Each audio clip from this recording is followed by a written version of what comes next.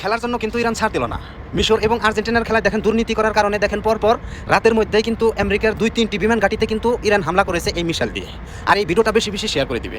Iran কিন্তু আরেকটা জিনিস দেখিয়ে দিয়েছে, ফিফার উপর 1250 কোটি টাকার কেস বসিয়ে দিয়েছে যে আমরা খেলতে জানি, আমরাও খেলতে পারি। দুর্নীতি যদি না করতো ইনশাল্লাহ 2026 সালের কাপটা কিন্তু এই মুসলিমের ঘরে আসতো। আর এই ভিডিওটা বেশি বেশি শেয়ার করো।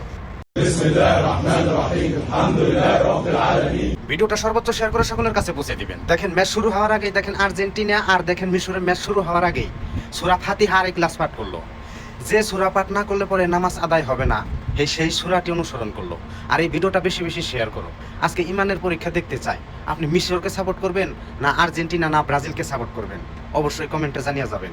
এটাই হচ্ছে সত্যিকারের ইমানদার এবং মুসলমান ব্যক্তি। কালকের ম্যাচে আর্জেন্টিনার সাপোর্টারদেরকে যদি জিজ্ঞাসা করা হয় যে আর্জেন্টিনা কিরম খেলছে, আরে ভাই এত সুন্দরভাবে খেলছে, মিশরের কোনো চান্সই নাই, মিশর দ্বারের কাছে আইতে পারে নাই।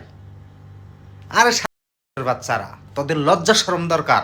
খেলাটা এসে পড়েছে মুসলিম আর খ্রিস্টানদের হাতে। খ্রিস্টানরা চায় না যে মুসলমান দেশ জিতুক, তারা ওয়ার্ল্ড কাপ নিক।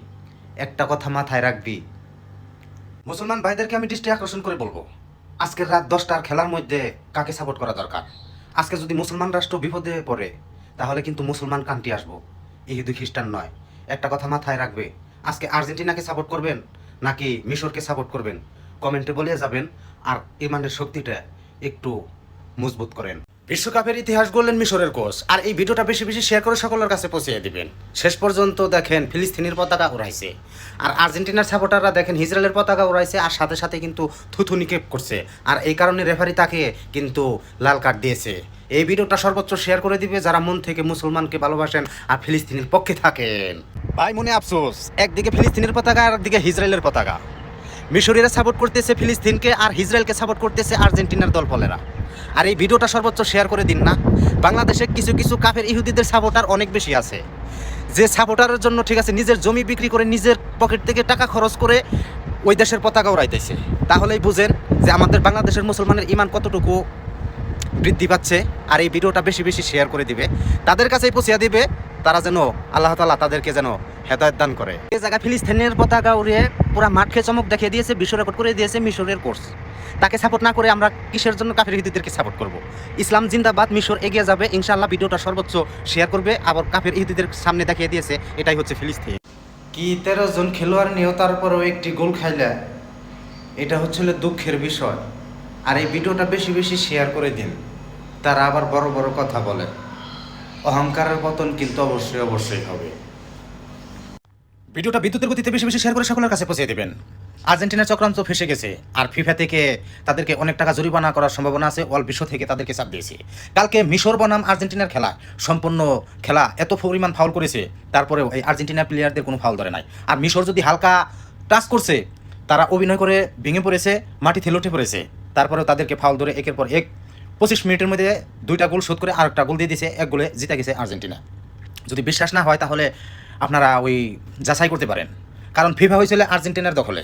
আর ডোনাল্ড ট্রাম্প আরেকটা কথা বলে দিয়েছেন, ডোনাল্ড ট্রাম্প চায় যে মুসলমান কান্ট্রি এই ফিফা ওয়ার্ল্ড কাপ থেকে যেন তারা কাপ নিতে না পারে।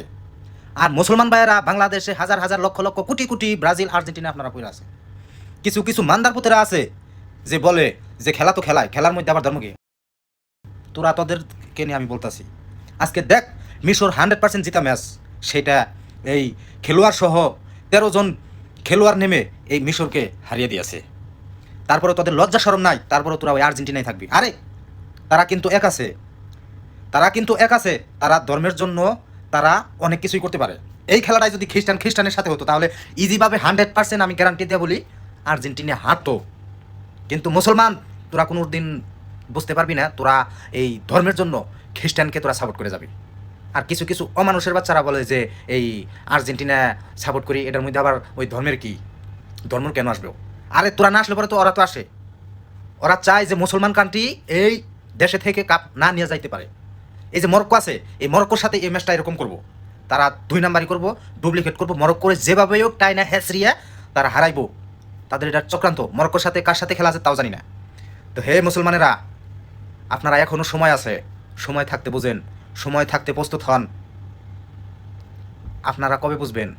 কিছুদিন আগে দেখলাম যে ব্রাজিল হারার কারণে, এই খ্রিস্টানরা হারার কারণে কিছু কিছু মানুষ দেখি যে ওই মৃত্যুবরণ করেছে।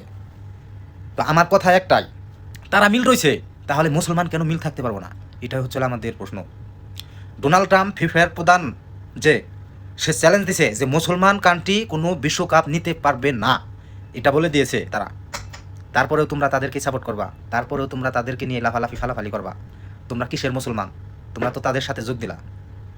তবে একটা কথা মনে রাখবা, আল্লাহ ছাড় দেয় কিন্তু ছেড়ে দেয় না। তোমাদের নিয়ে আর বেশি কিছু বলা আসলে বেশি হয়ে যাব, হয়তো গালিগালাজ করতে পারো। আর এই ভিডিওটা এত পরিমাণ শেয়ার করে দিবেন, সকলের কাছে পৌঁছে দিবেন। যে আর্জেন্টিনা ইসরায়েলকে সাপোর্ট করে, যে ব্রাজিল ইসরায়েলকে সাপোর্ট করে, ইসরায়েলকে সামর্থ্য দেয়, ইরানকে যুদ্ধ করার জন্য, ইরানের সাথে যুদ্ধ করার জন্য ইসরায়েলকে lakh lakh million million dollar দিছে এই ব্রাজিলের নেইমার, তারপরে আর্জেন্টিনার মেসি, ওই স্বপ্নে পড়ে আছেন। আপনার কাছে ধিক্কার জানাই। সবাই ভালো থাকবেন।